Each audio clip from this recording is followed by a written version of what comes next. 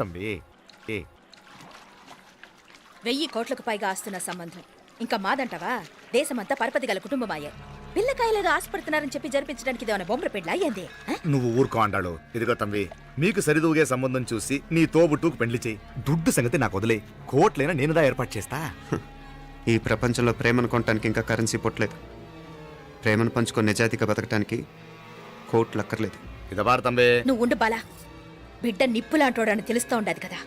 ఎక్కడో తెలుగుదేశం నుండి వచ్చి ఈ తమిళనాడులో ఎందుకయ్యా సంబంధం? మీ బిడ్డ మీ పక్కనే ఉంటే నెమ్మదిగా ఉండును కదా. మాటలతో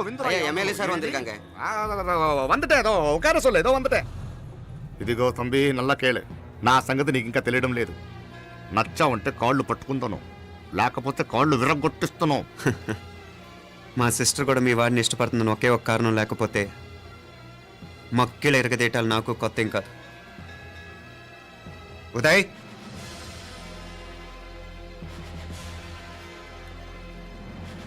ప్రేమించేస్తేనే సరికాదు, పెద్దలు నొప్పించే ధైర్యం ఉండాలి.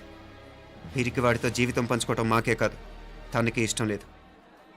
ఎప్పుడో తెల్లవారితేనేగా పెళ్ళి. ఈలోగా బాగా ఆలోచించి నిర్ణయం తీసుకోండి.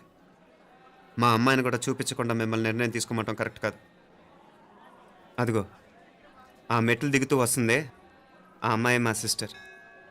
నిలువెత్తు బంగారంతో తోగుపోవచ్చు, కానీ నిలువెల్లా బంగారం అవుతాను. అమ్మవారి పేరే మీనాక్షి.